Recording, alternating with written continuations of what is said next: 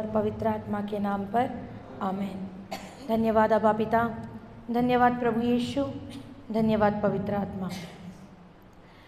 परमेश्वर धन्यवाद देते हैं, फिर से एक बार आपने हमें जोड़ा है ताकि हम आपके वचनों का गहरा रहस्य सीख सकें। हम सीख रहे हैं परमेश्वर, आप हमें सिखा रहे हो कि किस तरह से उस जेल से, उस कैद से हम बाहर आ सकते हैं, जो कि है कड़वाहट और दोष भाव की कैद। वो इतना सूक्ष्म है कि हमें पता ही नहीं चलता कि हम कैद में फंस गए हैं, लेकिन हम आपको धन्यवाद देते हैं कि उसके ताले की चाबी भी आपने हमें दी है। हम धन्यवाद देते हैं आपको ये गहरा रहस्य हमें सिखाने के लिए। आज भी इस क्लास को हम आप ही के हाथों में देते हैं प्रभु। मैं अपनी आवाज़ को आपको सौंपती हूँ। पवित्र आत्मा, आप मेरे द्वारा बात कीजिए। जो आप सिखाना चाहे आप वो सिखाइए, जो कुछ आप कहना चाहे आप वो कहिए। और मेरा पूरा विश्वास है हर दिन की तरह आज भी आपके वचनों का गहरा रहस्य हमारी समझ के लिए आपने बहुत बहुत बहुत आसान कर दिया है। धन्यवाद देते हैं और आप ही के नाम से ये प्रार्थना करते हैं, आमीन आमीन आमीन। हे हमारे पिता, Father who art in heaven, hallowed be thy name. Thy kingdom come, thy will be done on earth as it is in heaven. Give us this day our daily bread and forgive our trespasses, as we forgive those who trespass against us. And lead us not into temptation, but deliver us from evil.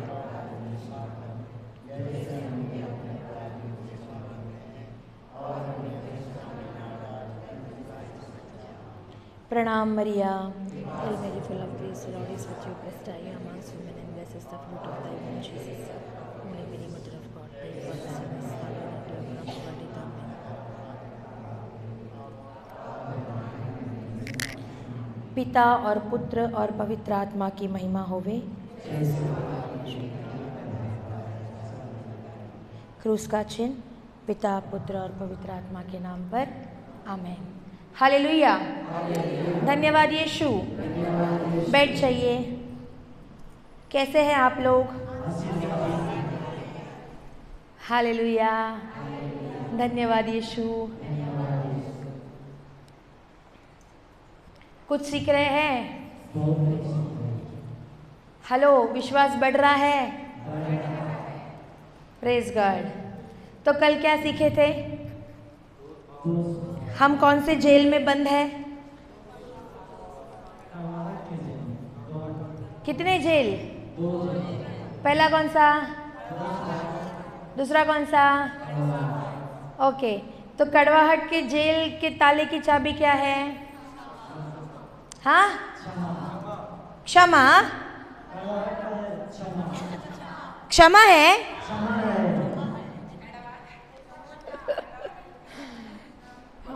हिले नहीं तुम लोग। सही है, सही है, क्षमा ही है। हालेलुया। और दोष भाव के जेल की चाबी क्या है? अच्छा, पक्का? पश्चाताप का अर्थ क्या है? करेक्ट। बहुत अच्छा लगा, सब लोग ने आज होमवर्क करके आए हैं पक्का एकदम। Very good. चलो अपने आप के लिए एक ताली दे दो। हालेलुया। धन्यवाद यीशु। तो हम सीख रहे थे कल इस दोष भाव के विषय में।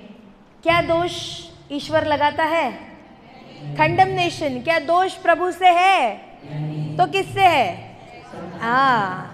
दोष भाव कभी भी ईश्वर नहीं लगाता। दोष भाव हमेशा शैतान से है। और वो दोष भाव हम में पहली बार तो आता क्यों है? क्योंकि हमने अभी तक अपनी पहचान को नहीं जाना है। हम कोई मामूली इंसान नहीं है। अगर हम आज यीशु मसीह पे विश्वास करते हैं, so we are a VVIP person, very very important person. बहुत ही खास है, हम उसके राज्य के लिए चुने हुए हैं, मामूली नहीं है। हालेलुया। बाजू वालों को हिलाओ और बोलो तू बहुत ही खास है। कम ऑन हिलाओ, बाजू वाले को हिलाओ और बोलो रे जल्दी, बहुत ही खास है। क्या बोला बाजू वाला? बहुत खास है। हालेलुया, धन्यवाद यीशु।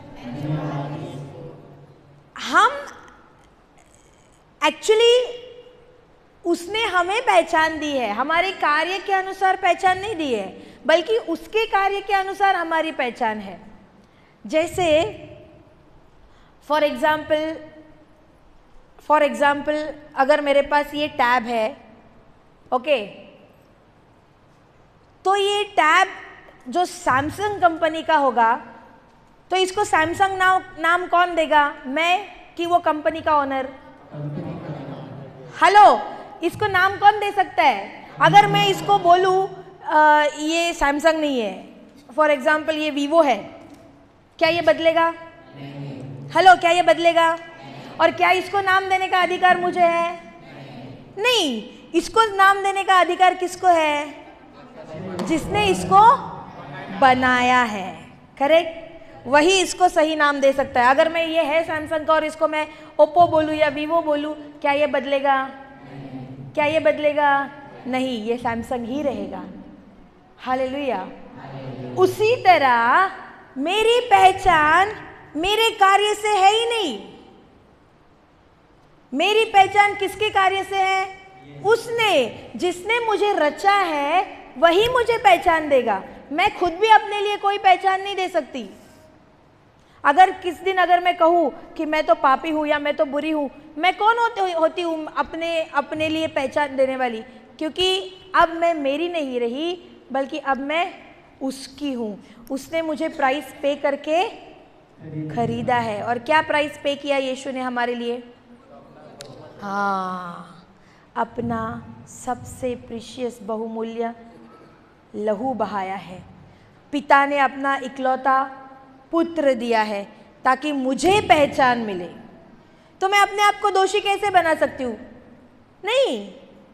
मैं अपने आप को दोषी कैसे मान सकती हूँ? नहीं, क्योंकि ईश्वर के चश्मे से अगर मैं अपने आप को देखूँ तो मैं उसके नज़रों में बहुत ही कीमती हूँ। हालेलुया। कुछ समझ आ रहा है? भले ही मुझसे गलती हुई हो, लेकिन अपने आप को शैतान के चश्मे से मत देखो। शैतान का चश्मा तुमको कैसे दिखाएगा? तू दोषी है, तूने बहुत बड़ी गलती की है। निकालो उस शैतान के चश्मे को और यीशु का चश्मा पहन लो। यीशु के चश्मे से जब तुम आईने में खड़े हो जाओगे, अपने आप को एकदम होली पाओगे, पवित्र, उसके प्रेम से भरे हुए पाओगे। हालेलुया, धन्यवाद प्रभु यीशु। आज तक हमने अपनी पहचान ही नहीं पहचानी, इसीलिए क्या होता है, हम अपने अधिकार का भी इस्तेमाल नहीं कर पाते हैं। क्यों? क्योंकि हमको पहचान ही भी नहीं पता। तुम यीशु मसीह में कौन हो? कोई मामूली इंसान नहीं, हम उसके वारिसदार हैं, हम उसकी चुनी हुई पीढ़ी है। द चूजन जनरेशन, चुनी हुई पीढ़ी है। हालेलुया। हिला बाजू वाले को बोलना तुम उसकी चुनी हुई पीढ़ी हो। Come on come on come on come on, जोर से हिलाओ, जोर से हिलाओ। हालेलुया, धन्यवाद यीशु। तो जब हम जानेंगे कि अपनी पहचान क्या है, हम अपने अधिकार का उस वक्त इस्तेमाल करना सीखेंगे, ना कि दोष भाव में बने रहेंगे। हालेलुया। और वो चाहता है कि हम अपने अधिकार का इस्तेमाल करें, वो नहीं चाहता कि हम दोष भाव में बने रहें। कलोशियंस खोलना, कलोसिया नहीं, क्या बोलते हैं उसको?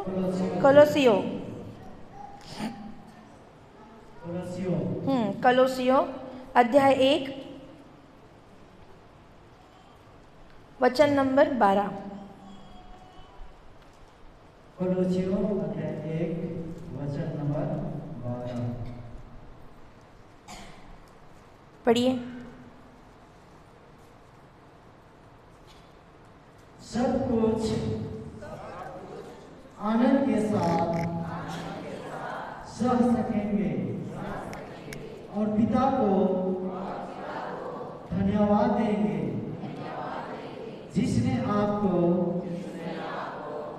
योग्य बनाया है कि आप योग्य बनाया है कि बनाने वाला है? बनाया है। हेलो, योग्य आपको बनाया है कि बनाने वाला है? बनाया है। तो क्या हम उसकी नजरों में योग्य है? योग्य है। हेलो, योग्य है कि नहीं है? योग्य। हाँ, पढ़िए। कि आप ज्योति के राज में रहने वाले संतों के सहभागी बने। हालेलुया। कि आप ज्योति के राज्य में रहने वाले संतों की सहभागी बने। Giving thanks to the father who has enabled you to share in the inheritance of the saints in the light. प्रभु ने हमें योग्य बनाया है। क्यों हमें योग्य बनाया है? ताकि हम किसके सहभागी बन सके? ज्योति के राज के ज्योति के राज्य के सहभागी बन सके, और संतों के सहभागी। संसार के राज्य के नहीं। हेलो, संसार के राज्य के नहीं। सबसे पहले उसने हमें सिद्ध किया है, हमें योग्यता दी है, हमें योग्य बनाया है। क्यों? ताकि हम उसके राज्य के, उसके जैसे बन सके। हालेलुया, धन्यवाद यीशु। जब यीशु के पास जाते हो, क्या मांगते हो? सच्ची बोलना, क्या मांगते हो? गवर्नमेंट जॉब लग जाए, करेक्ट? 3 बेटे हैं, तीनों के अपने अपने घर बन जाए। बाजू वाले ने कार खरीदा है, मेरे को भी एक कार दिला देना। ये नहीं होता है इधर रांची में, नहीं होता है ऐसा। मांगते नहीं मांगते? उसको अच्छा लड़का मिला, मेरे को भी चाहिए, नहीं होता है? हालेलुया। लेकिन सच बोलो, जब हम यीशु के पास जाते हैं, क्या हम ऐसे बोलते हैं, मुझे अपने जैसा बना? हाँ, क्या ये हमारी प्रार्थना होती है? मुझे अपने जैसा बना प्रभु, मैं तेरे जैसा बनना चाहता हूँ। बोलते हैं? मैंने आज तक कभी सुना नहीं है किसी को ये बोलते हुए। सबसे पहला जरूरी चीज क्या है? मैं ये नहीं बोलूंगी कि अपने लिए वो मत बोलो कि जॉब नहीं चाहिए, ये नहीं चाहिए। ओके, वो जरूरी है, लेकिन सबसे उसके ऊपर भी सबसे ज्यादा महत्वपूर्ण क्या है? हम होना है उसके जैसे। हालेलुया, धन्यवाद यीशु। जब बच्चा पैदा होता है, रिश्तेदार बोलते नहीं सुना है, हे बाप पे गया है, बाप पे गया है, अरे माँ के जैसा दिखता है, बोलते हैं ना, करेक्ट? फिर माँ बाप तो छोड़ दो, जब रिश्तेदार देखने आते हैं, वो क्या बोलता है, नहीं नहीं नहीं नहीं, वो नाना जी थे ना, या वो दादाजी थे ना, ये उन पे गया है। बराबर, करेक्ट? कोई ना कोई पहचान उसको दे देते हैं। लेकिन पिता को क्या चाहिए? कि मेरा बच्चा मुझ पर जाए। ईश्वर क्या चाह रहा है आपसे? कि आप उसकी संतान बने। मतलब क्या? मतलब आप उसके स्वभाव के सहभागी बने। आप में सबसे पहले हो ईश्वरीय स्वभाव। हालेलुया। और अगर ईश्वरीय स्वभाव मुझ में होगा, क्या मैं संसार की बातों को महत्व दूंगी या ईश्वर के राज्य को महत्व दूंगी? जरूरी नहीं कि आप कोई हाईली क्वालिफाइड व्यक्ति हो ईश्वर के राज्य में कार्य करने के लिए, बिल्कुल नहीं। जरूरी नहीं कि आप ग्रेजुएट किए हुए हो। हालेलुया, धन्यवाद यीशु। मुझको बताओ, ईश्वर के शिष्य लोग, एक डॉक्टर था, एक लॉयर था, है ना, एक सीए किया हुआ था, एक कंपनी सेक्रेटरी था, करेक्ट? Hello, correct? ऐसा नहीं था? तो कौन थे?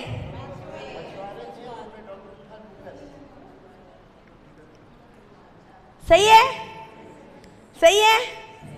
ईश्वर के शिष्य लोग कौन थे? ऑक्सफोर्ड यूनिवर्सिटी से पढ़े हुए। हाँ, तो कौन थे? किसको टीम में चुना रहे? डॉक्टर को, इंजीनियर को? तो अंगूठा छाप, मछुआरे। हालेलुया, धन्यवाद यीशु। जरूरी नहीं कि तुम हाईली क्वालिफाइड हो, जरूरी नहीं कि तुम सबसे ज्यादा पढ़े लिखे हो, नहीं। यीशु की टीम को जरा देखो, संत पौलुस को अगर छोड़ेंगे तो सबके सब अंगूठा छाप। लेकिन अगर मैं कमजोर हूं ना, praise the Lord, it's a good news, क्योंकि मेरी कमजोरी में मेरा सामर्थ कौन होगा? ईश्वर। जो एकदम ताकतवर है या जो एकदम स्मार्ट है, वो कभी भी ईश्वर पर डिपेंड नहीं होगा। डिपेंड को क्या बोलते हैं? निर्भर नहीं होगा। वो अपने इंटेलेक्चुअल पर निर्भर होगा कि मैंने इतना पढ़ा है, मेरे को इतना पता है, मुझे बाइबल का सब वचन मालूम है, अपने इंटेलेक्चुअल से। लेकिन जो कमजोर है ना, जिसको पढ़ना भी नहीं आ रहा है, जिसको माइक पकड़ना भी नहीं आ रहा है, जिसको ठीक से बोलना भी नहीं आ रहा है, प्रेज द लॉर्ड, भाई तू ही है जिसको यीशु ने अपने राज्य के लिए चुन लिया है। हालेलुया, धन्यवाद यीशु। बोलो बाजू वाले को हिला के, तुझे यीशु ने अपने राज्य के लिए चुना है। कम ऑन, हिलाओ हिलाओ, बोलो जल्दी से। खुशी हो रहा है? हेलो, खुशी हो रहा है? अरे ऑर्डिनरी नहीं है रे तुम, मामूली नहीं है। यीशु ने तुमको तुम्हारे राज्य, उसके राज्य के लिए चुना है।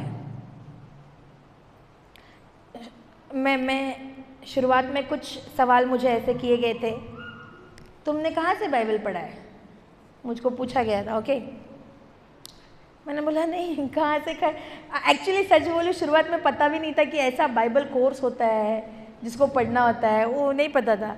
बस मन में, हृदय में इच्छा था कि जो मेरा जीवन बदला है अभी दूसरों को भी बताना है, क्योंकि दूसरे भी अंधेरे में हैं तो उनको भी बताना है, इतना ही था। बाकी ये सब मालूम ही नहीं था कि वो प्रोसेस होता है, फिर वो बाइबल स्टडी होता है, कुछ मालूम नहीं था। ओके, तो जब शुरुआत में प्रवचन करने निकलती थी, कई बार ऐसे सवाल आए, कौन से यूनिवर्सिटी से बाइबल कोर्स किया है, कहाँ से पढ़े आप बाइबल? तो अच्छा, ऐसा भी यूनिवर्सिटी होता है क्या? तब वो सवाल आने पे पता चलता था, ओके ऐसा भी होता है क्या। हाँ, तो प्रॉपर सीखना होता है।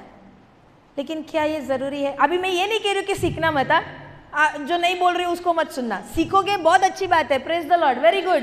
बट ये ज़रूरी नहीं कि अगर सिर्फ सीखूँ तो ही वचन बांट सकती हूँ। अगर मान लो मैं किसी बाइबल कॉलेज में नहीं गई हूँ, तो क्या मैं जो यीशु को मैंने अनुभव किया है वो मैं बांट नहीं सकती? शिष्य लोग बाइबल कॉलेज गए थे? नहीं। ओके, जा रहे हो तो बहुत अच्छी बात है, again it's a good thing, लेकिन सिर्फ उसी पे डिपेंड मत हो जाओ कि मैं तो पढ़ी लिखी नहीं हूँ, मैंने तो बाइबल हाथ में लिया ही नहीं, मुझे तो ज़्यादा वचन पता ही नहीं। अरे एक वचन तो मालूम है, उस एक वचन ने तो तुम्हारे जीवन में काम किया है, तो जाओ, एक वचन 10 जन को नहीं बता सकता है। हालेलुया, धन्यवाद यीशु। किसी ऑक्सफोर्ड यूनिवर्सिटी की, किसी खास यूनिवर्सिटी की हमको ज़रूरत नहीं है। हमारा यूनिवर्सिटी कौन सा है? गॉड्स ग्रेस यूनिवर्सिटी, प्रभु के अनुग्रह से भरा हुआ यूनिवर्सिटी, बस खलास। उसने तो भर भर के अनुग्रह दिया है, और वो बोला कि जाओ और जग के कोने कोने में जाके मेरे सुसमाचार को फैलाओ। उसने ये नहीं बोला पहले ये कोर्स कंप्लीट करना उसके बाद निकलना, नहीं। हालेलुया, धन्यवाद यीशु। खोलिए 1 कोरिन्थियों,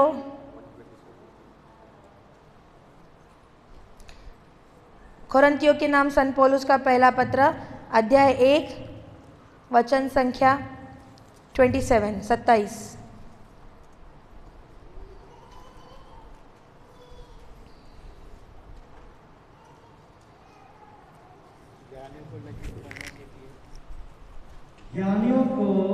ज्ञानियों को दोहराइए, ज्ञानियों को लज्जित करने के लिए ईश्वर ने उन लोगों को चुना है जो दुनिया की दृष्टि में मूर्ख है। जो दुनिया की दृष्टि में कौन है? हेलो, कौन है? दुनिया बोलेगी अरे तू तो घर से बाहर निकल ही नहीं सकती है रे। Praise the Lord. अगर दुनिया तुमको मूर्ख बोलती है, तुम्हारे लिए गुड न्यूज़ है, ईश्वर ने तुमको चुना है। हालेलुया। पढ़िएगा आगे। शक्तिशालियों को लज्जित करने के लिए उसने उन लोगों को चुना है जो दुनिया की दृष्टि में दुर्बल है। हालेलुया। धन्यवाद यीशु। कोई अगर आपको दुर्बल समझ रहा है ना, आपके लिए बहुत बड़ी गुड न्यूज़ है। ईश्वर ने आप ही को चुना है, स्मार्ट को नहीं, दुर्बल को। क्योंकि स्मार्ट हमेशा अपने बुद्धि के हिसाब से चलेगा, लेकिन जो दुर्बल होगा वो बोलेगा प्रभु मैं तो कमज़ोर हूँ, मुझे नहीं पता, मुझे ज़्यादा ज्ञान नहीं है, लेकिन पवित्र आत्मा तू मेरा सहायक है, तू मेरे द्वारा कार्य कर। मैं वो लड़की हूँ जो स्कूल में हमेशा फेल होती थी। मैं कुछ अच्छे अंकों से पास होने वाली लड़की नहीं हूँ। मेरी बड़ी बहन हमेशा अच्छे अंकों से पास होने वाली है। सोचो वो सीए कर रही थी, मतलब उसका इंटेलेक्चुअल वो कितना शार्प होगा वो।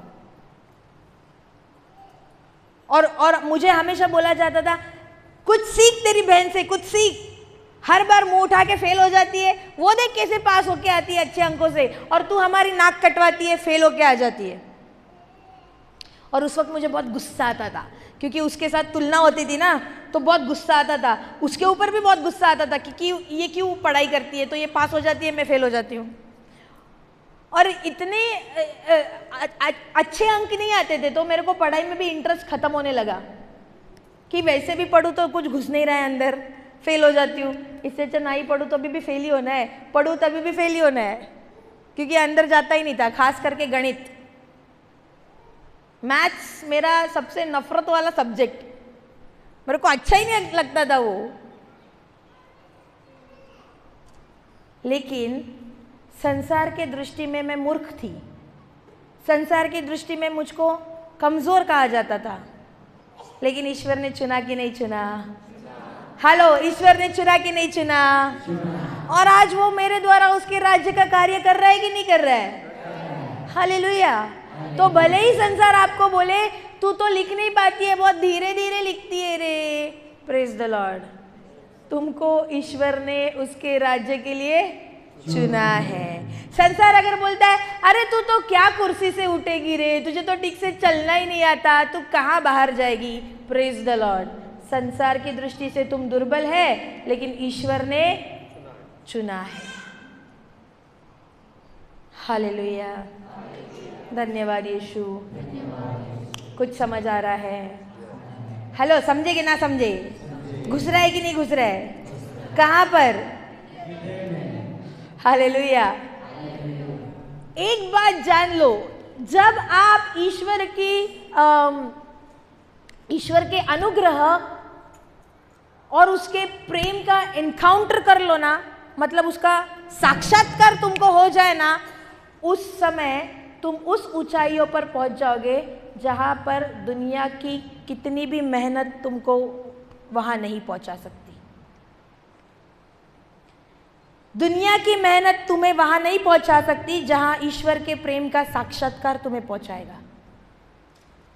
One encounter with His love will take you to the another level, जहां तुम्हारी सोच नहीं पहुंच सकती। हालेलुया। धन्यवाद यीशु। अनपढ़ गवार, स्कूल नहीं गए हैं कभी, लेकिन आज यीशु उनको ऐसे ऐसे गांव लेके जा रहा है जहां जाकर ईश्वर के राज्य का वो कार्य कर रही है। दुनिया बोलती थी मूर्ख, तेरे को कुछ नहीं आता है, लेकिन आज उसी मूर्ख को चुना कि नहीं चुना? हेलो, चुना कि नहीं चुना? हालेलुया। कुछ समझ रहा है?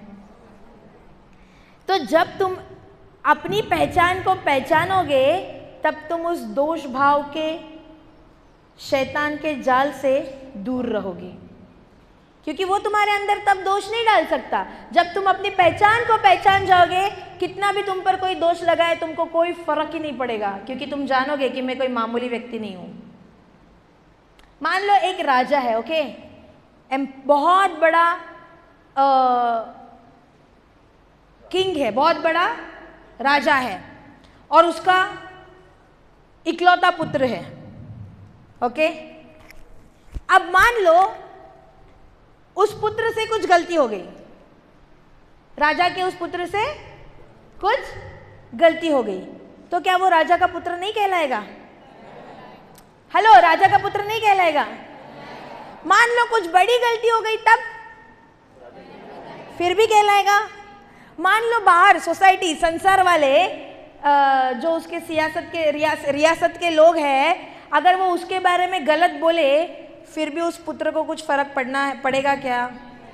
हेलो, पड़ेगा क्या? क्या उसका जो विरासत है वो राजा लेके किसी और को देगा क्या?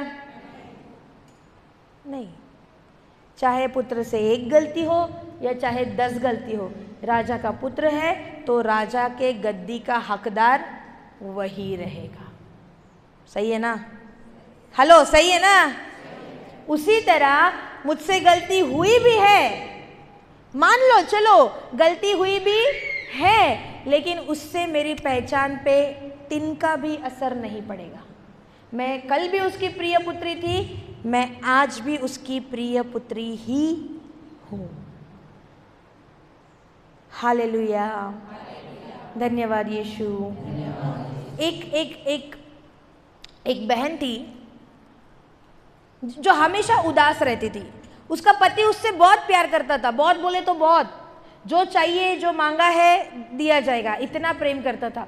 लेकिन ये कभी हंसती नहीं थी, हमेशा उदास उदास रहती थी, और इतनी डिप्रेशन में थी कि उसको सब डॉक्टर के पास लेके जाया गया, लेकिन उसको उस इलाज का कोई फ़ायदा ही नहीं हुआ। फिर ये पति उसको पूछता है कि तेरा प्रॉब्लम क्या है? मैं तुझसे बहुत प्रेम करता हूँ तो तू उदास क्यों है? तो वो कहती है कि शादी से पहले मुझसे कुछ गलती हुई है जो कि बहुत ही बड़ी है। तो पति कहता है कि इट्स ओके, गलती हुई है ना, इट्स ओके, अभी तो नहीं है ना, पहले की है ना, मुझे उससे कुछ लेना देना नहीं है, मैं आज भी तुझसे उतना ही प्यार करता हूँ। लेकिन उसके अंदर क्या आ गया है? दोष भाव, गिल्ट। वो अपने आप को, अपनी ही नज़रों में वो गिर चुकी है। वो कहती है नहीं नहीं, ये तो मैं जानती हूँ कि तुम मुझसे प्यार करते हो, लेकिन मैं उस लायक नहीं हूँ, जिसके कारण मुझे जीने की उम्मीद ही नहीं है। तो ये सोचता है कि इसके लिए मैं क्या करूँ जिससे ये इसको यकीन हो जाए। तो एक दिन उनके एरिया में पता चलता है एक काउंसलर आया है। तो ये उसको, बीवी को लेके जाता है उस काउंसलर के पास।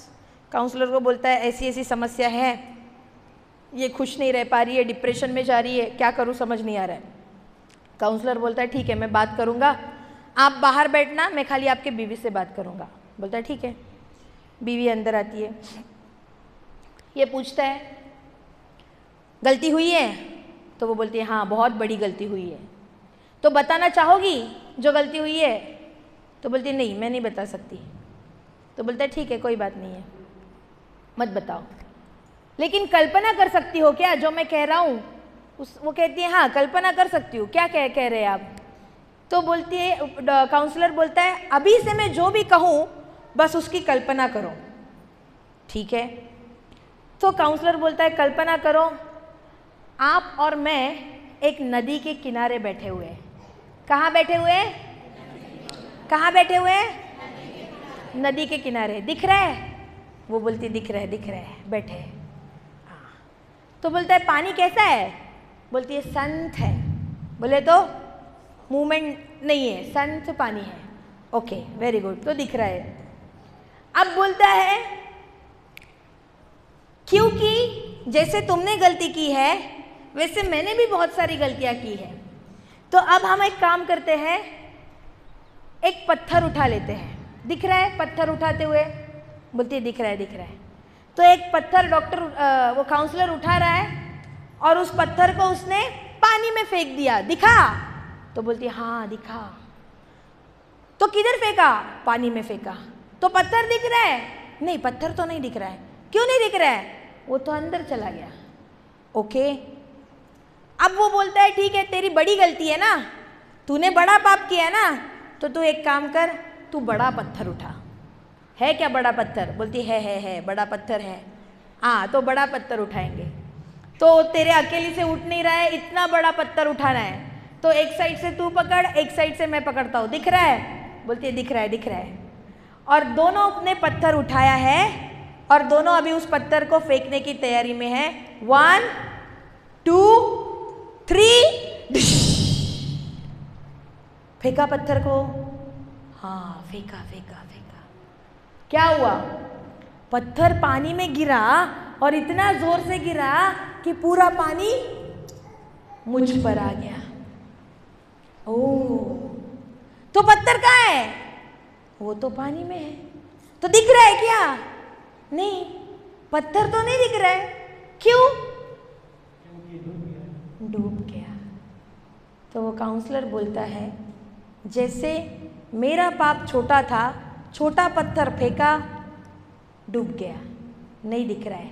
तेरा पाप बड़ा था, बड़ा पत्थर फेंका, वो भी डूब गया, नहीं दिख रहा है। उसी तरह प्रभु यीशु ने मेरे जो छोटे पाप थे अपने लहू में डुबो लिए। दिख रहे? नहीं दिख रहे। उसी तरह प्रभु यीशु ने तेरा बड़ा पाप का पत्थर भी अपने लहू में डुबो लिया। दिख रहा है अभी? बोलती है अभी नहीं दिख रहा है। और वो जोर जोर से हंसने लगी और धन्यवाद देने लगी कि मेरा पाप जो था अभी मुझे नहीं दिख रहा है, अभी सिर्फ दिख रहा है प्रभु यीशु का पवित्र लहू। और वो औरत उस दिन से उस डिप्रेशन की बीमारी से पूरी तरह से मुक्त हो गई। हंसते हंसते बाहर आई। पति पूछता है भाई क्या किया तुमने? इतने दिनों से मैं इसको हंसा नहीं पा रहा है, सब संसार का देख के तूने क्या किया? वो कहता है मैंने उसको सत्य की पहचान करा के दी। किसकी पहचान करा के दी? सत्य की पहचान करा के दी। और वचन क्या कहता है? जब तुम सत्य को जानोगे सत्य ही तुम्हें। तो क्या ये अपने दोष भाव से स्वतंत्र हुई कि नहीं हुई? हुई। क्यों हुई? क्योंकि फोकस उसके लहू पे किया। उसी तरह मुझसे गलती होने के बाद भी फोकस मुझे कहाँ करना है? उसके कार्य पे, उसके लहू पे। और जब मैं फोकस उसके कार्य पे करती हूं मेरा कार्य दिखना बंद हो जाएगा। हालेलुया। आप लोगों को कुछ समझ रहा है? समझे कि ना समझ रही? नींद आ रहा है तो जो सो रहा है बोलो हालेलुया। कौन था वो? कोई तो एक अभी भी है। कौन था वो? माँ जी तुम बोला। पीछे मत देखो, वो लोग नहीं बोला, इधर ही कोई तो बोला। सो रहे हो? जो जग रहा है बोलो हालेलुया, हालेलुया, हालेलुया, हालेलुया। चलिए लिखेंगे। आखिरी लाइन क्या थी?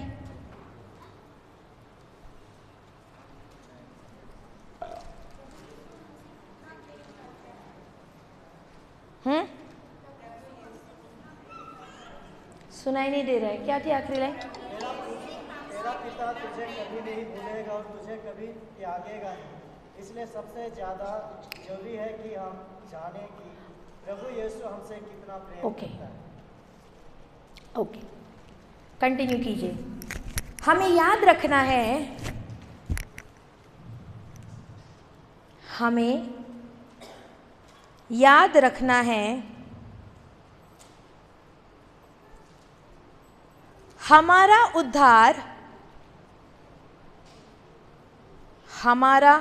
उद्धार इतना सस्ता नहीं है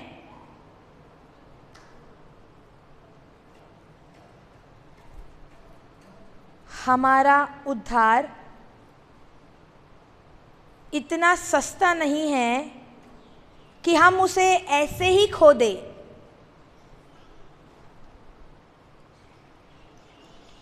कि हम उसे ऐसे ही खो दे। सबसे ज़्यादा ज़रूरी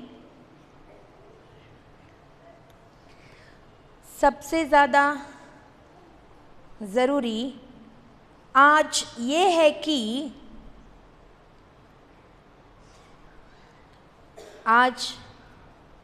है कि हम जाने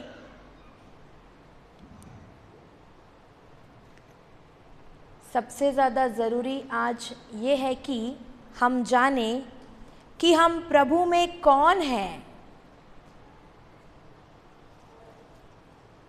कि हम प्रभु में कौन हैं। हमें याद रखना है कि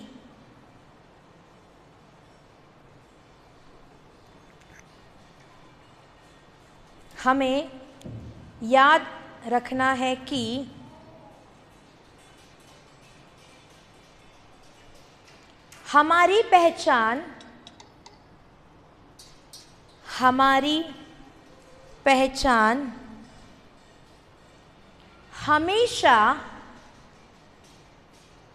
पहचान हमेशा हमारे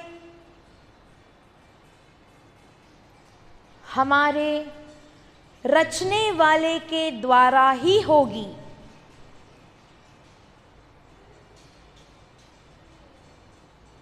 हमें याद रखना है कि हमारी पहचान हमेशा हमारे रचने वाले के द्वारा ही होगी।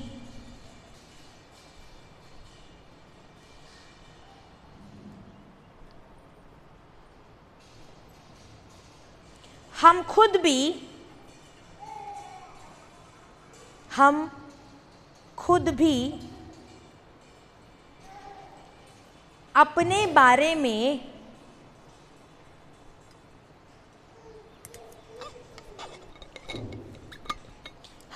भी अपने बारे में कुछ नहीं कह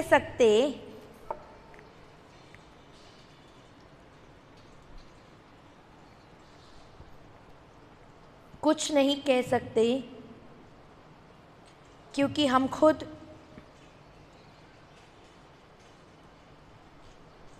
खुद हमारे सृष्टिकर्ता नहीं हैं, क्योंकि हम खुद हमारे सृष्टिकर्ता रचने वाले नहीं हैं।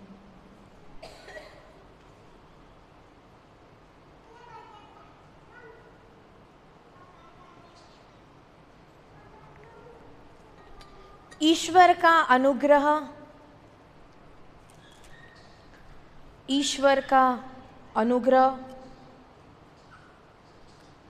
और उसके प्रेम का साक्षात्कार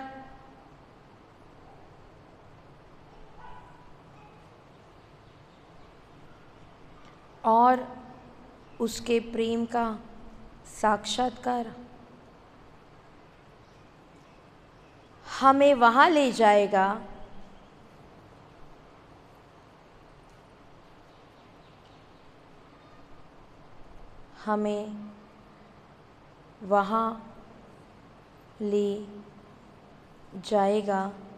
जहाँ हमें जिंदगी भर की मेहनत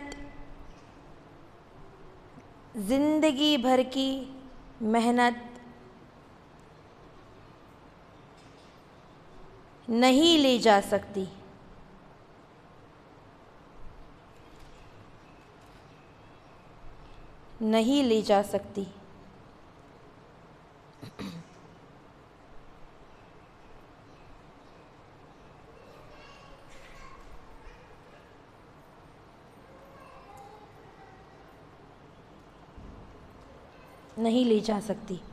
हम दोष भाव पर अपने कार्य के द्वारा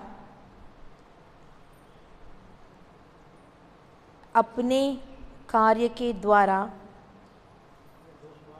हम दोष भाव पर अपने कार्य के द्वारा जय नहीं पा सकते, जय नहीं पा सकते। यदि हमारा विश्वास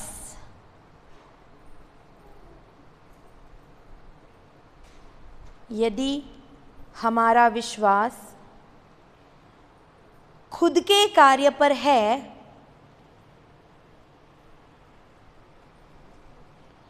यदि हमारा विश्वास खुद के कार्य पे है, तो आज ना कल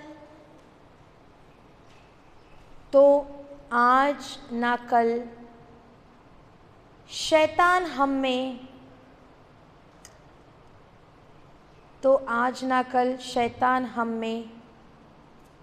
दोष भाव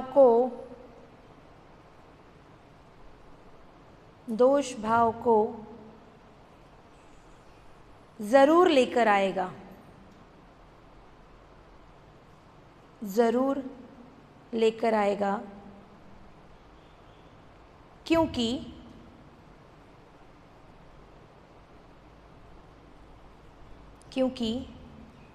कहीं ना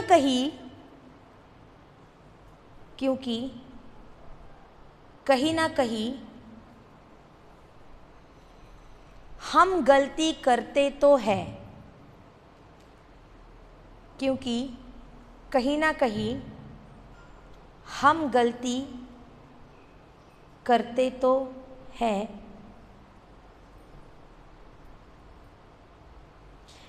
इस दोष भाव से बाहर आने का, इस दोष भाव से बाहर आने का एक ही तरीका है, एक ही तरीका है कि इस दोष भाव से बाहर आने का एक ही तरीका है कि अपने कार्य पर नहीं, कि अपने कार्य पर नहीं, बल्कि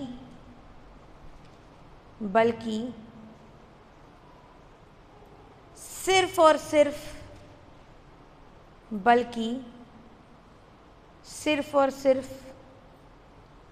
यीशु के कार्य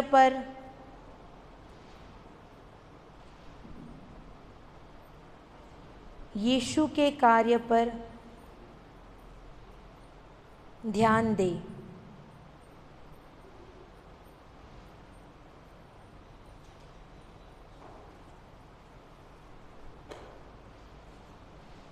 यीशु के कार्य पर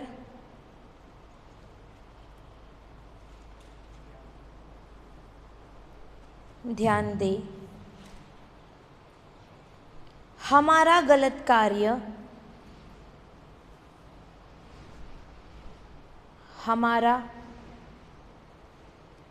कार्य कभी भी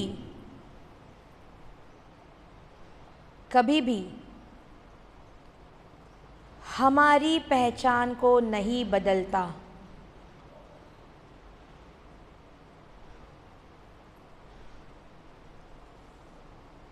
हमारा गलत कार्य कभी भी हमारी पहचान को नहीं बदलता।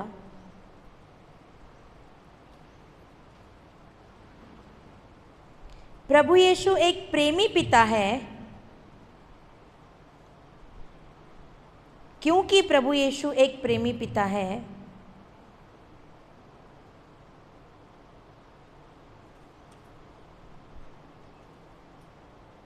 जो हमसे बहुत प्रेम करता है।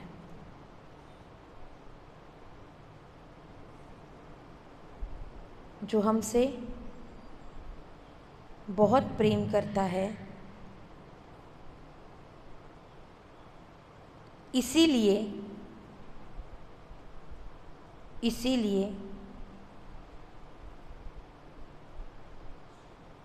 इसीलिए हमारी पहचान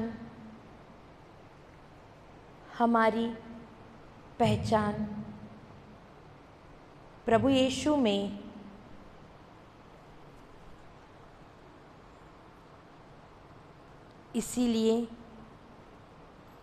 हमारी पहचान प्रभु यीशु में बरकरार रहती है।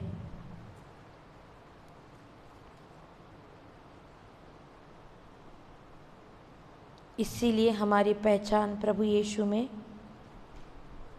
बरकरार रहती है।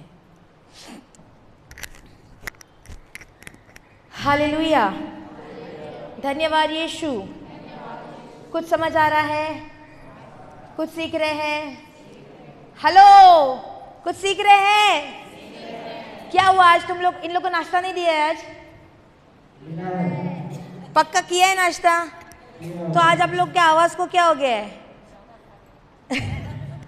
ज्यादा खा गए आप लोग? क्या था नाश्ते में? तभी तुम लोग की आवाज नहीं निकल रही है, ज्यादा खाए हो लगता है। दोपहर का आज खाना नहीं है, फास्टिंग है ना आज फास्टिंग है, उपवास, दोपहर का खाना नहीं है आज, ठीक है ना? अच्छा, सामने तो सब बोलता है ठीक है। हालेलुया, धन्यवाद यीशु। तो दोष भाव के जेल के कैद से उसका ताला खोलने की चाबी क्या है? हाँ, पश्चाताप। लेकिन हम में पश्चाताप कब आएगा? जब हम में उसका प्रेम होगा, क्योंकि जब उसका प्रेम होगा तभी एहसास होगा कि जो किया है गलत है। सही है ना? करेक्ट। हालेलुया, धन्यवाद यीशु। अब ये तो समझ गए कि दोष भाव के चाबी का इस्तेमाल करना है, पश्चाताप कैसे करना है, किस तरह से हमें उसके प्रेम में चलना है। लेकिन जो दूसरा जेल है, क्या था?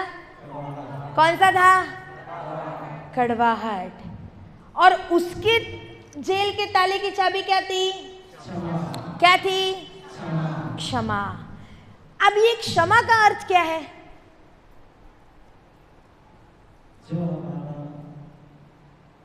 ओके, बोलिए बोलिए। जो हमारा लॉस हुआ है उसको हम अपने उसका पे करेंगे और उसको माफ करेंगे। उस आदमी को हम त्याग करके हम उसको स्वीकार करेंगे। ओके, और कोई? क्षमा का अर्थ क्या है? बहनों, आप लोगों को मेरी हिंदी समझ आ रही है? हेलो, मेरी हिंदी समझ आ रही है? तो आप लोगों से जवाब क्यों नहीं आ रहा है? कुछ तो बताइए। अच्छा, तुम्हारे हिसाब से क्षमा क्या लगता है?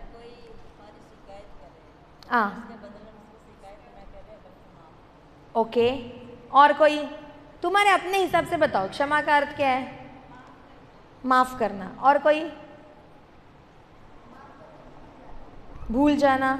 ओके, लिखिए क्षमा का अर्थ क्या है, बाय हार्ट कर लो इसको। क्षमा का अर्थ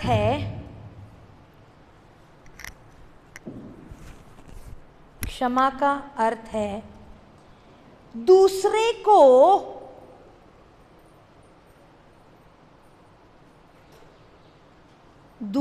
को दंडित करने के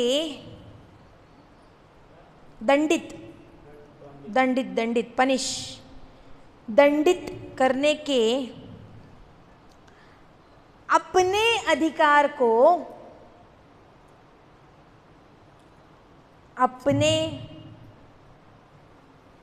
अधिकार को छोड़ देना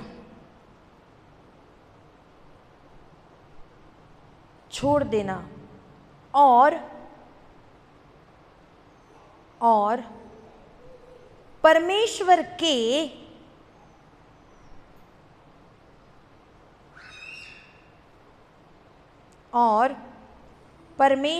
के प्रेम की शक्ति के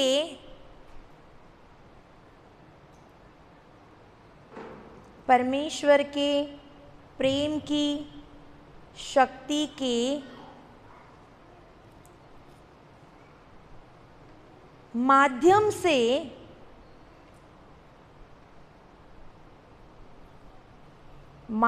से दूसरे व्यक्ति के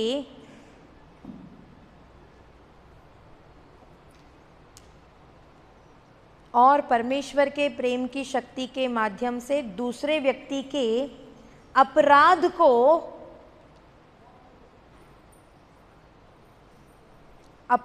को पकड़ने के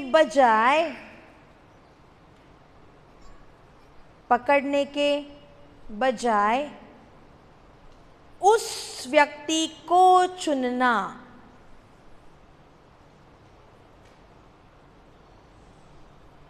उस व्यक्ति को चुनना। चेक कीजिए सही लिखा कि नहीं। क्षमा का अर्थ है दूसरे को दंडित करने के अपने अधिकार को छोड़ देना और परमेश्वर के प्रेम के शक्ति के माध्यम से दूसरे व्यक्ति के अपराध को पकड़ने के बजाय उस व्यक्ति को चुनना। सही लिखे हो? पढ़िए एक बार जोर से, सब कोई मिलकर पढ़िए।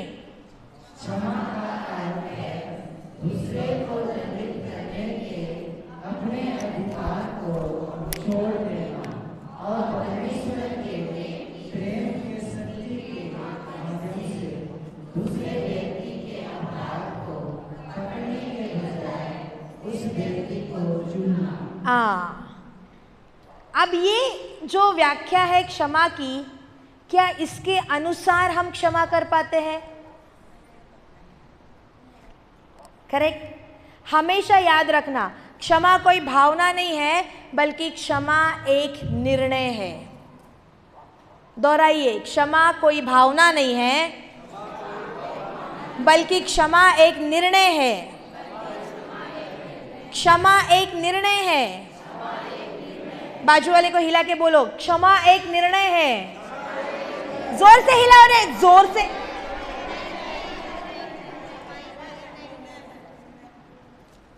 ईसीजी देखा है कभी किसी ने? ईसीजी, वो छाती का एक्सरे निकालते ना, ऊपर नीचे ऊपर नीचे ऊपर नीचे ऊपर नीचे, हृदय का ईसीजी, ईसीजी ग्राफ। उसका क्या होता है? ऐसे ऐसे ऐसे ऐसे ऐसे ऐसे, बराबर।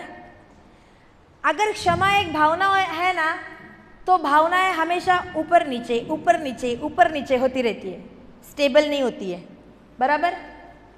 सही है ना? आज अगर उस व्यक्ति के प्रति मेरी भावना अच्छी है तो उस व्यक्ति के प्रति प्रेम का ग्राफ कहाँ रहेगा? ऊपर। लेकिन मान लो 2 दिन बाद उस व्यक्ति ने मेरे को बुरा बोल दिया, अब क्या होगा? करेक्ट। फिर दूसरे दिन बाद आके सॉरी बोला, अब क्या होगा? लेकिन फिर दूसरे बार पी के आके गाली दिया, अब क्या होगा?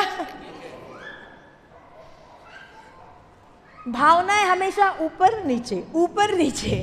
तो क्षमा कोई भावना नहीं है जो हर दिन बदले, लेकिन क्षमा एक निर्णय है। चाहे वो 2 बार मुझे गाली दे, चाहे वो 10 दिन बाद आके वही करे, या चाहे वो हर दिन वही करे, मैं अपने निर्णय से नहीं बदलूंगी। It's a decision, it's not a emotion. समझ रहे हैं? हेलो, समझ रहे हैं? क्षमा करते वक्त हमको 3 चीज़ों का करना ज़रूरी है इस व्याख्या के अनुसार। कितने चीज़ों का? कितने? हेलो, कितने? पहली लिखिए, क्षमा करने की प्रक्रिया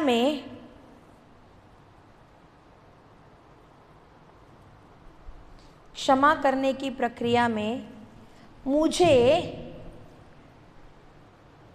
मुझे इन 3 चीज़ों को करना है।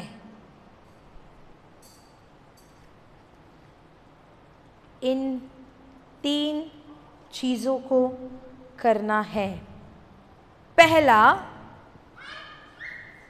पहला, दूसरे को दंड देने का मुझे अधिकार है। दूसरे को दंड देने का मुझे अधिकार है, लेकिन लेकिन मुझे अपने अधिकार को छोड़ना है। लेकिन मुझे अपने अधिकार को छोड़ना है। दूसरा,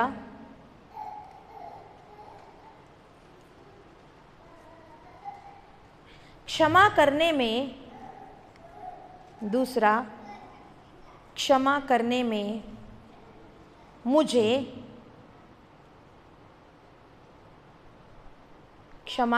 मुझे परमेश्वर के सामर्थ्य का उपयोग करना है।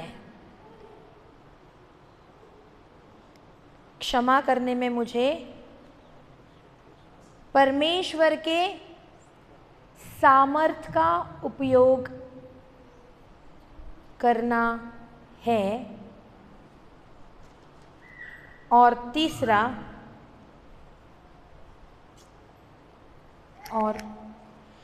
दूसरा है क्षमा करने के लिए मुझे परमेश्वर के सामर्थ्य का उपयोग करना है। और तीसरा, व्यक्ति को छोड़ने के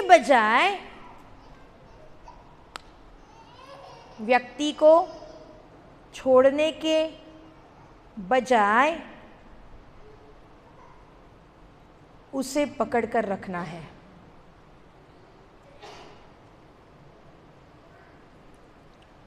उसे पकड़कर रखना है। हालेलुया, धन्यवाद यीशु। क्षमा करने के लिए कितने स्टेप्स फॉलो करने हैं? पहला कौन सा है?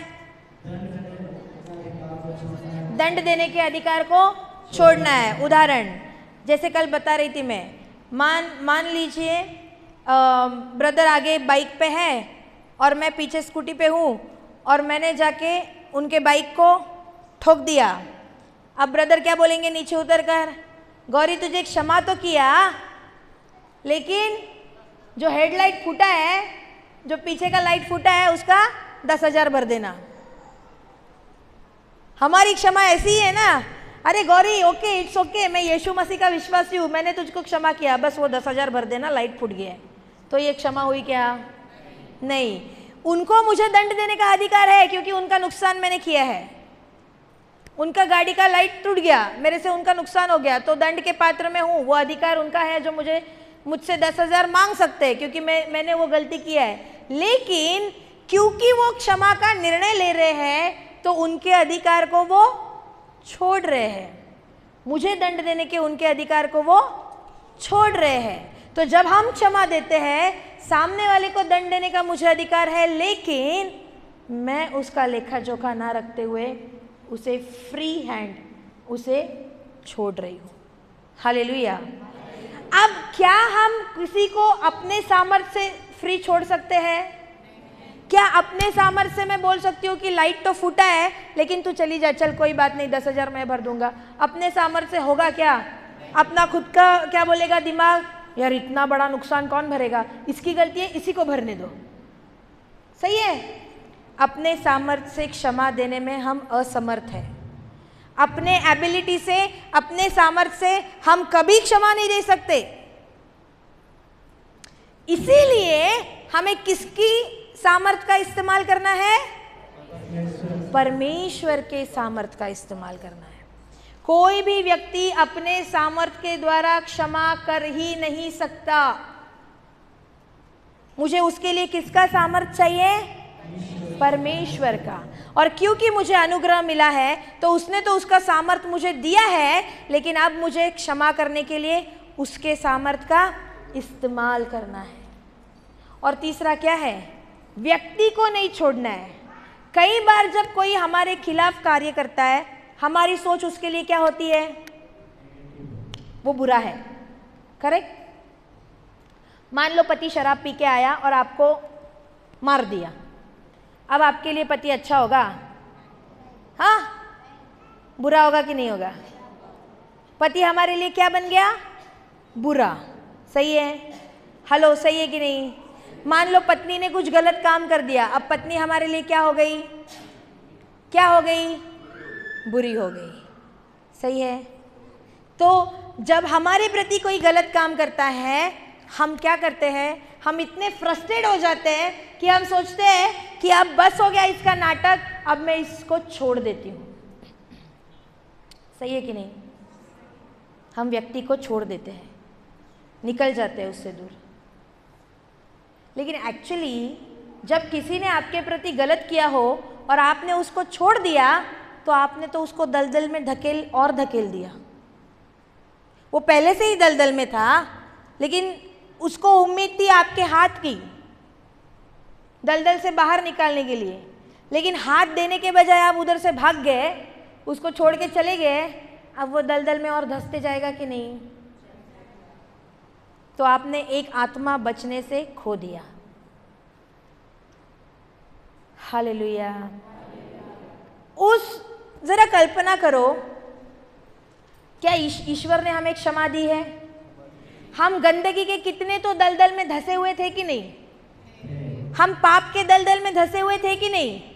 हम बुराई के दलदल में धंसे हुए थे कि नहीं? लेकिन किसने अपना दाम देके हमको छुड़ाया? किसने पे किया?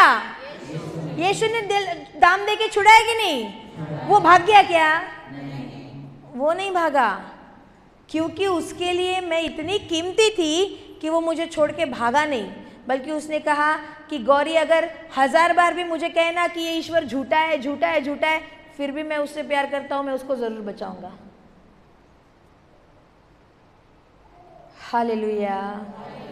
आज शादियों में डिवोर्स हो रहा है, डाइवोर्स हो रहा है। रांची में होता है, इधर होता है, बम्बई में तो बहुत होता है रे। क्यों हो रहा है?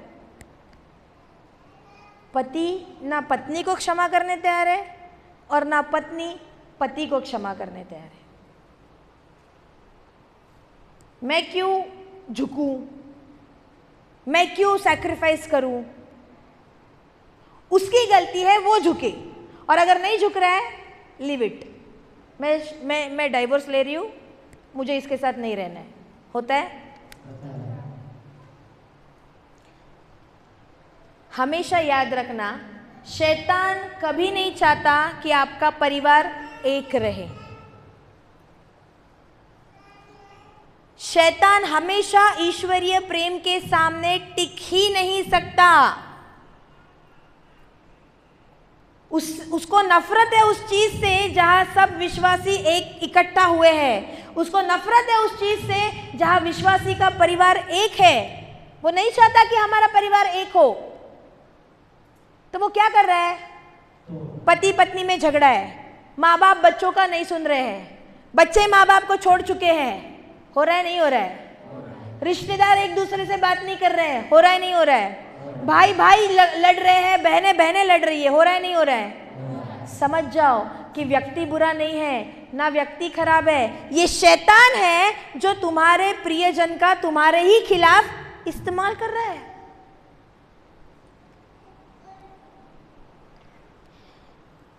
ईश्वर आत्मा है, सही है? हेलो, सही है?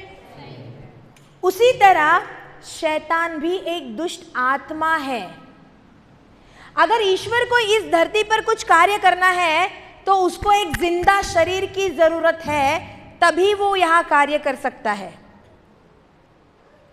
जैसे आज वो हमें रांची लेके आया है, तो अगर हम रांची आते ही नहीं तो क्या आप लोग जो सीख रहे हैं सीख पाते? क्या यहाँ पे प्रवचन हो पाता? नहीं। वो एक जिंदा शरीर चाहता है ताकि उस शरीर के द्वारा वो कार्य कर सके। सन पौलुस लुस्त्रा पहुंचता ही नहीं, वहां पे प्रवचन करता ही नहीं, तो क्या जन्म से लंगड़ा व्यक्ति खड़ा हो पाता? हेलो, खड़ा हो पाता?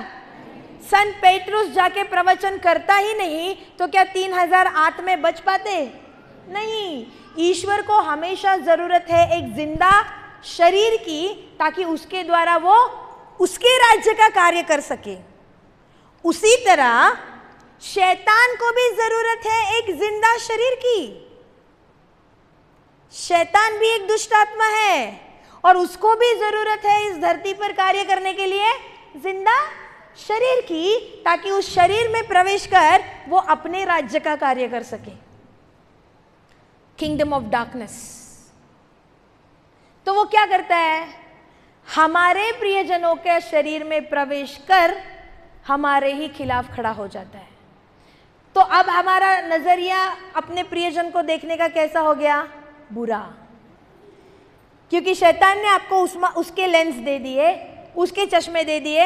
अब सामने वाले को आप कैसे देख रहे हो? उसकी नजरों से। सही है ना? सही है ना? लेकिन जब मैं प्रभु का चश्मा पहन लूं, प्रभु के चश्मे से, तो प्रभु ने क्या कहा? हे पिता, इनको क्या कहा? इनको दंड दे, क्योंकि इन्होंने मुझे क्रूस पे लटकाया, अब तू इनको दंड दे। सही है ना?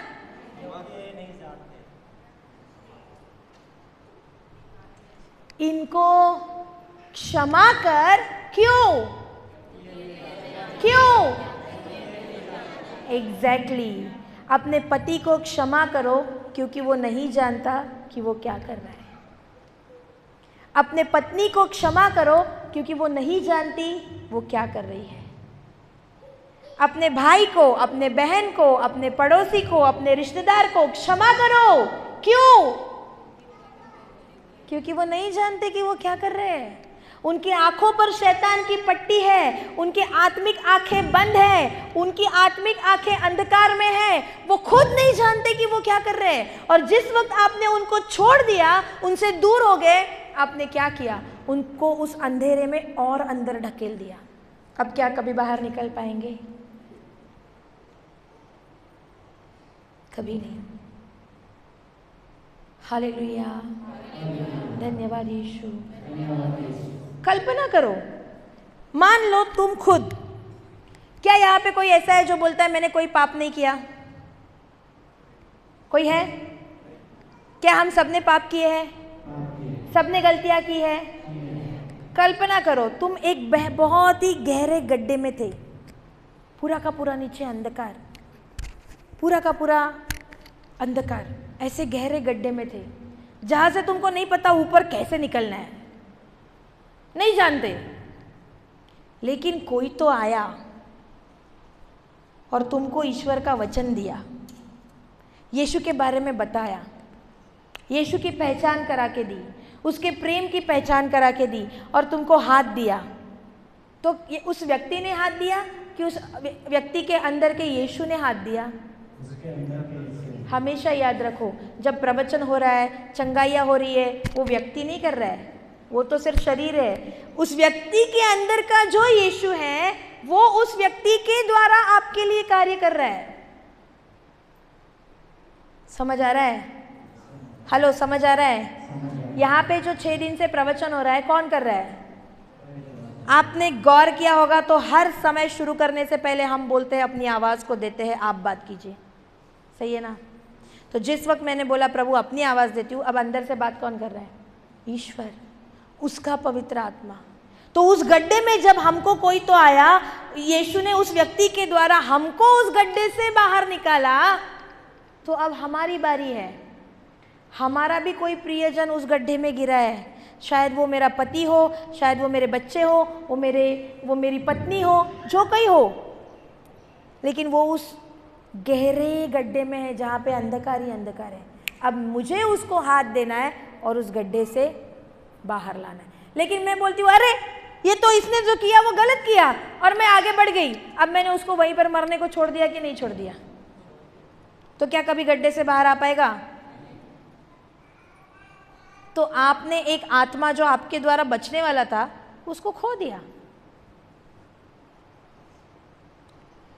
हालेलुया। कुछ समझ आ रहा है? हेलो, कुछ समझे कि ना समझे? धन्यवाद प्रभु यीशु। हमको मिनिस्ट्री के कॉल आते हैं और जब हम कहते हैं ना, एक्चुअली सबसे पहला हम यही कहते हैं कि अगर आपको किसी ने दुखाया है ना, उसे क्षमा करो। क्यों पता है?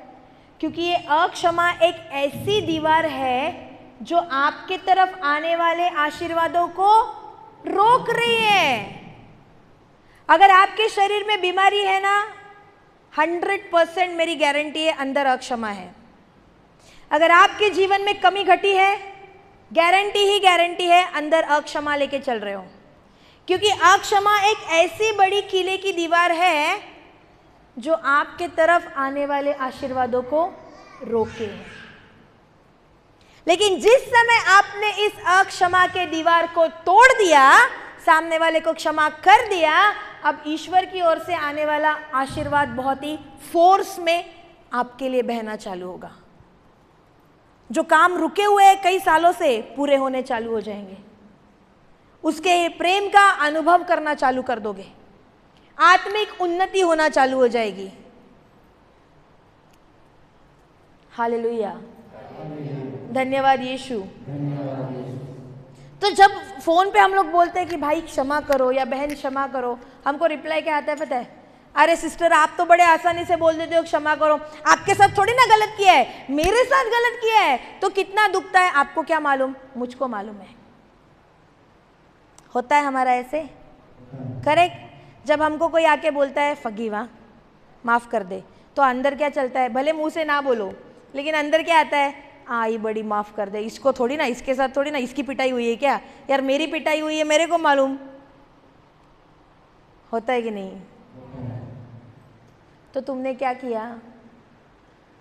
तुमने वो दीवार नहीं गिराई, तो अभी भी तुम्हारे अंदर वो दीवार खड़ी है। तो आशीर्वाद बह सकता है क्या? नहीं, कभी नहीं बहेगा। हालेलुया, धन्यवाद यीशु। ये एक्चुअली है ना, क्षमा इतना ज़्यादा महत्वपूर्ण है ना कि अगर हम इसे नहीं सीखे ना, आगे छोड़ दो। तुम कितना भी अच्छा प्रवचन करो, तुम कितने भी बड़े बड़े कार्य क्यों ना करो, कितनी भी यीशु मसीह में सेवकाई क्यों ना करो, उसके राज्य का कार्य क्यों ना करो, लेकिन अंदर कड़वाहट है तो तुम उसके नज़रों में बुरी तरीके से फेल हो गए, कुछ फायदा नहीं हुआ। इसीलिए वचन कहता है प्रभु प्रभु कहने वाला हर कोई स्वर्ग राज में प्रवेश नहीं पाएगा। बहुत लोग दिन भर प्रभु प्रभु के नारे लगा रहे हैं, बहुत लोग प्रभु का कार्य कर रहे हैं, प्रेज द लॉर्ड, बहुत अच्छी बात है, लेकिन सब कुछ निर्भर करता है तुम्हारे अंदर क्या है, तुम्हारे हृदय में क्या है। अगर मेरे हृदय में, मैं तो यहाँ रह के, खड़ी रह के, सामने रह के लोगों को बहुत लंबा चौड़ा भाषण दे सकती हूँ, हाँ फगीव, जीसस ने कहा है फगीव करो, लेकिन अपने अंदर क्या है? अभी भी कड़वाहट लेके चल रही हूँ। तुमको फायदा होने वाला है? कुछ फायदा नहीं हुआ। किसी व्यक्ति को जानना है ना, तो वो कितना अच्छा प्रवचन करता है ये मत देखो, बाहर से वो कितना अच्छा दिखता है ये भी मत देखो, देखो उसके जीवन के फलों को। एक पेड़ की पहचान किससे होगी? पत्तियों से, जड़ से, फलों से। एक पेड़ की पहचान हमेशा होगी उसके फल से। तो भले ही मैं बहुत अच्छी प्रवक्ता बन सकती हूँ, मैं भले ही ईश्वर के राज्य का महान महान कार्य कर सकती हूँ, लेकिन क्या मेरे जीवन में उसके राज्य के फल है? पवित्र आत्मा के फल क्या है?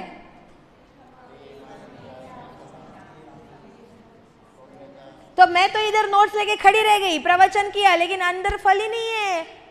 क्योंकि जब कोई मेरे खिलाफ आ रहा है, मैं उसको प्रेम देने के बजाय उसको धुतकार रही हूँ, उसको नफरत कर रही हूँ। हालेलुया। व्यक्ति का बाहरी रूप मत देखना, व्यक्ति के जीवन का फल देखो, उस फलों से पेड़ की पहचान करो। आज यूथ, स्पेशली यंग लड़कियां पूछती है, सिस्टर सही लड़का मिलने के लिए क्या करूं?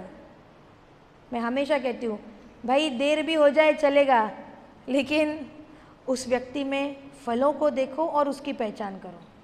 वो कितना हैंडसम है, कितना बैंक बैलेंस है, कितना प्रॉपर्टी है, गवर्नमेंट जॉब है कि नहीं है, ये सब बाद में, ये नहीं भी होगा तो चलेगा।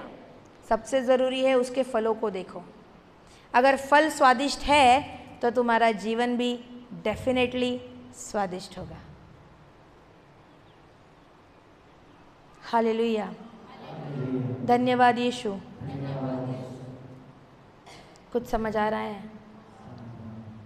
हेलो, कुछ समझ आ रहा है? हालेलुया। लिखिए,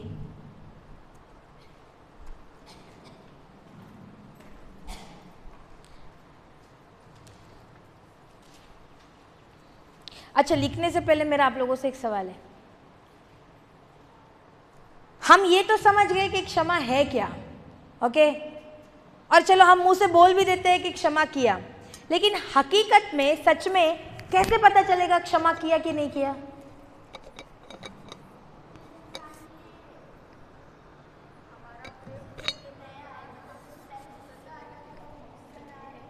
जब हम उसको सामने वेरी गुड। देखेंगे तो हाँ, हमारे दिल में उसके प्रति कड़वाहट नहीं। हालेलुया, धन्यवाद यीशु, थैंक यू जीसस। उस दिन उदाहरण दिया था, याद है? 3 दोस्त, हालेलुया, धन्यवाद यीशु। उदाहरण में सरिता और ललिता तीनों बहुत अच्छे दोस्त हैं। उदाहरण है, सिर्फ उदाहरण, तीनों बहुत अच्छे दोस्त हैं। अब ललिता और मैं अच्छे दोस्त हैं, लेकिन ललिता को मैंने कुछ बुरा कर दिया या उसके बारे में बुरा बोल दिया, ओके। अब ललिता क्या कहती है? मैं यीशु की विश्वासी हूँ, गौरी तुझको माफ़ कर दिया, क्योंकि यीशु ने मुझे माफ़ किया है, मैंने भी तुझको माफ़ कर दिया। अब सरिता ने अपने घर में पार्टी रखी है, हम दोनों को बुलाया, ओके। उसको नहीं मालूम मेरे को बुलाया, मेरे को नहीं मालूम उसको बुलाया, क्योंकि अभी हम दोनों का बातचीत बंद है ना। अभी ललिता उधर ऑलरेडी है और मैं पहुंच गई। अब जब मेरे को देखा, ललिता ने मुझे एक अच्छी सी स्माइल दी, ओ गौरी भी आई है अच्छी स्माइल दी, और मान लो चलो मुझसे आके बात भी की, कैसी है, ओके ठीक ना, ओके।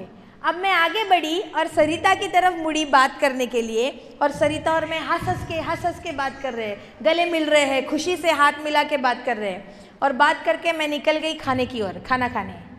अब ललिता क्या कर रही है? उसके पास गई और बोली, पागल है क्या?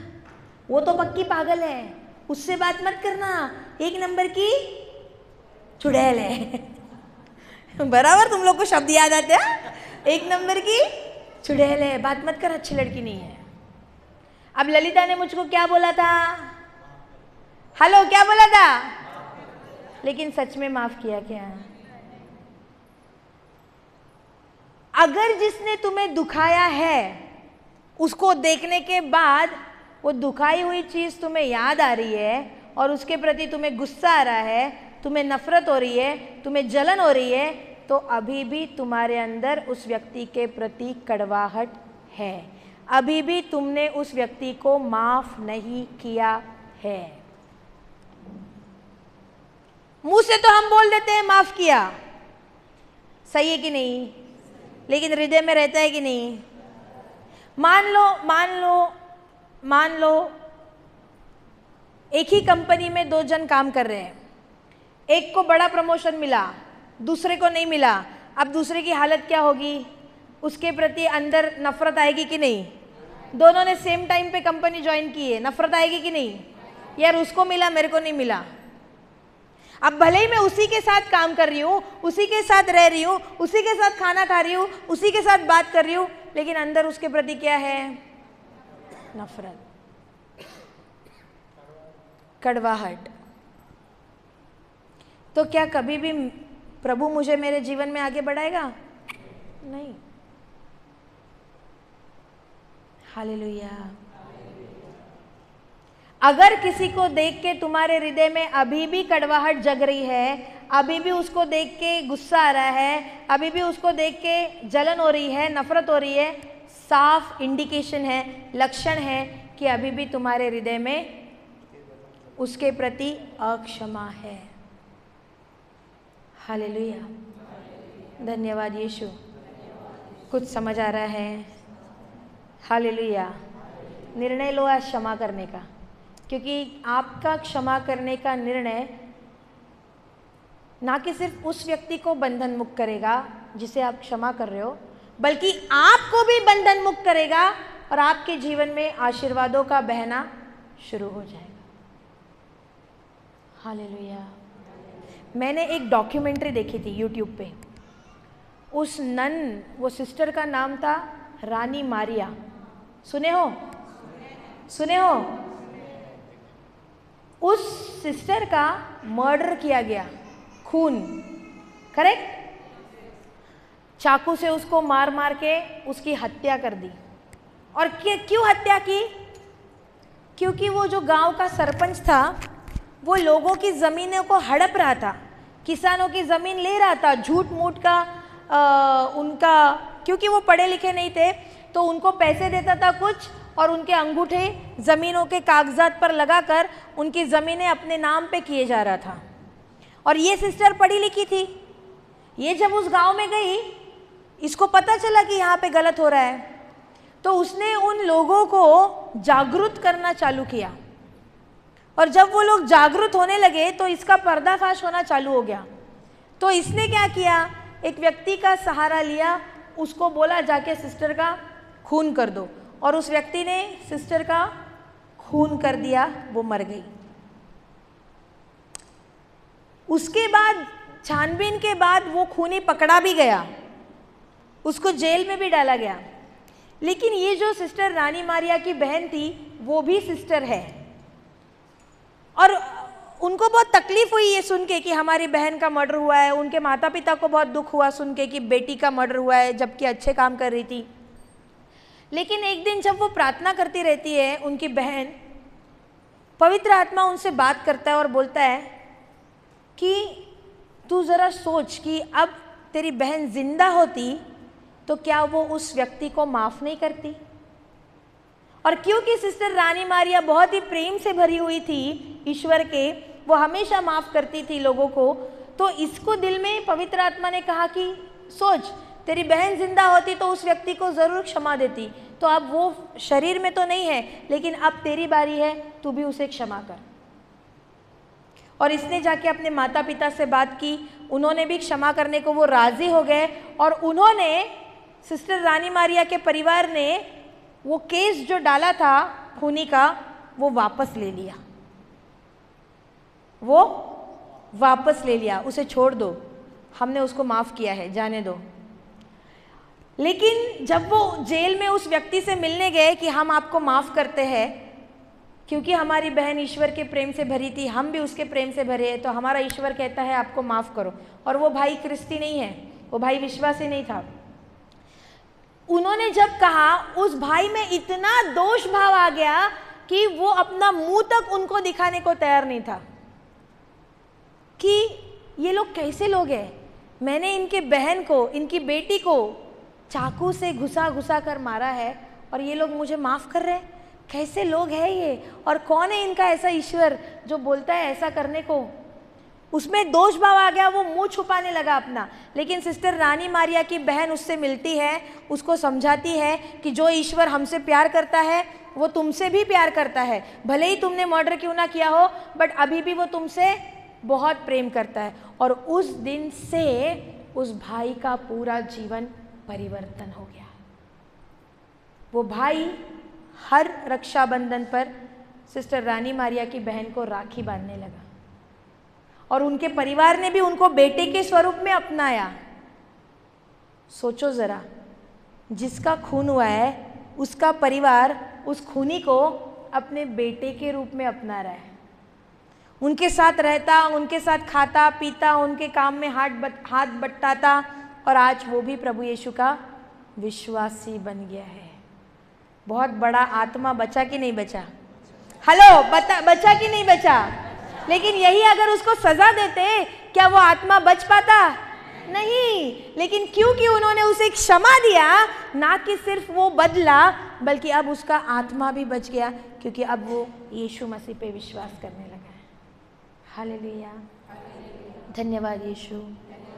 अपने सामर्थ्य से ज़रा खुद की कल्पना करो, अगर मेरा कोई रिश्तेदार, मेरा कोई अपना, उसका कोई मर्डर करे और उसको मुझे माफ़ करना है, मैं कर पाऊँगी? अपने सामर्थ्य से जाऊंगी तो नहीं कर पाऊंगी, लेकिन जब यीशु के प्रेम को जानूंगी, यीशु ने मुझे कितनी क्षमा दी है जानूंगी, तब उसकी गलती मुझे छोटी लगेगी और तब मैं यीशु के सामर्थ्य के द्वारा उसको माफ कर सकती हूँ। हालेलुया। कुछ समझ आ रहा है? समझे कि ना समझे रे?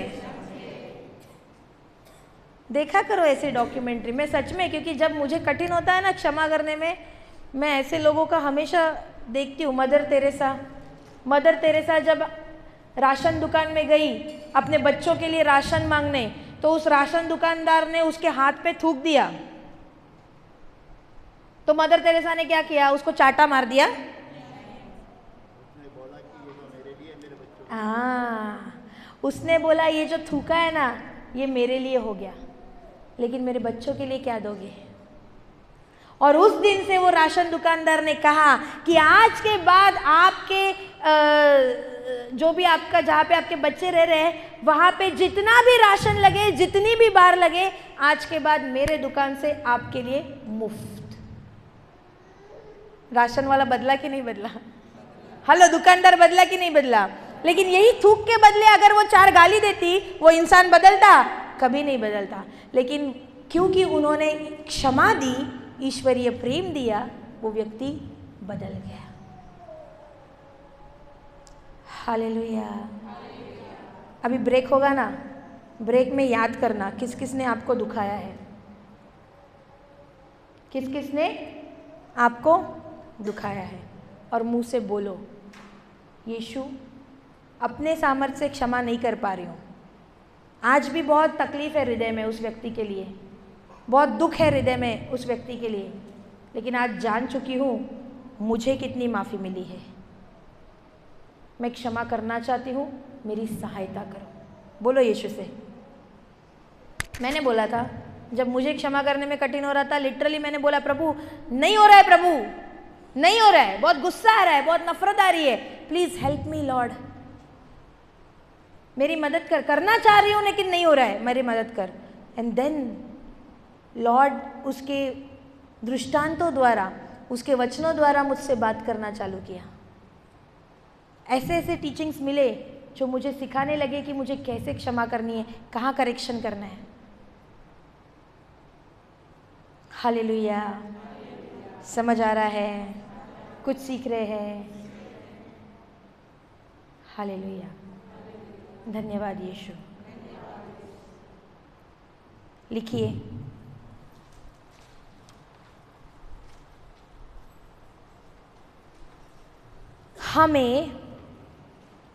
हमें कैसे पता चलेगा, कैसे पता चलेगा कि अभी भी हम में अक्षमा है? हमें कैसे पता चलेगा कि अभी भी हम में अक्षमा है? किसी के बारे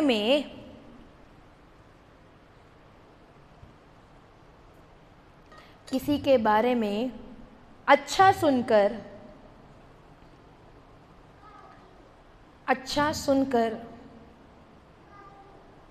उसकी तारीफ सुनकर,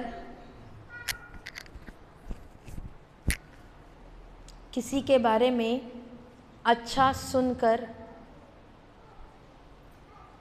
उसकी तारीफ सुनकर, उसकी उन्नति देखकर, उसकी उन्नति देखकर अगर मैं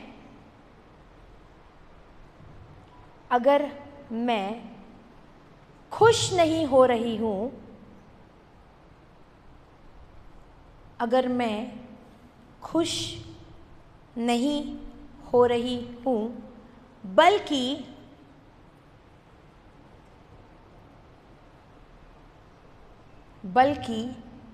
उसके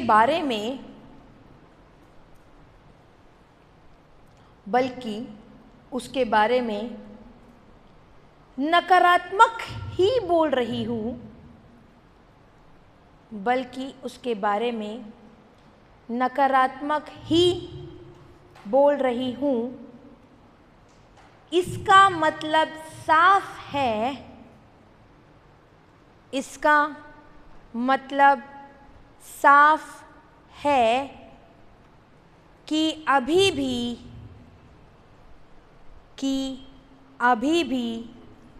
उस व्यक्ति के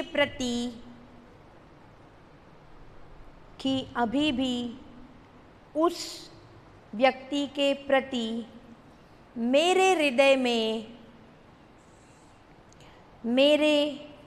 हृदय में अक्षमा है, कड़वाहट है।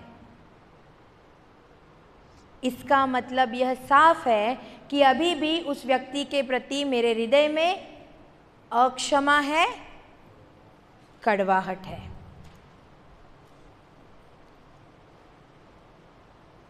हालेलुया, धन्यवाद यीशु। कुछ सीख रहे हैं? हेलो, कुछ सीख रहे हैं? तो अभी हम ब्रेक लेंगे तुरंत 10 मिनट में। जो भी रिफ्रेशमेंट्स है हमारे लिए, जो भी पीने के लिए हमारे लिए व्यवस्था की गई है ना? शशि है ना? शशि कहाँ खो गई? हालेलुया। तो पी के 10 मिनट का ब्रेक लेके तुरंत वापस आएंगे, इसी को कंटिन्यू करेंगे। ठीक है? हेलो, ठीक है? टॉपिक अच्छा है? सीख रहे हैं या बदल दे टॉपिक को? इसी को सीखे? ठीक है, चलिए 10 मिनट का ब्रेक लेंगे, तुरंत जाके तुरंत आ जाएंगे। जय यीशु।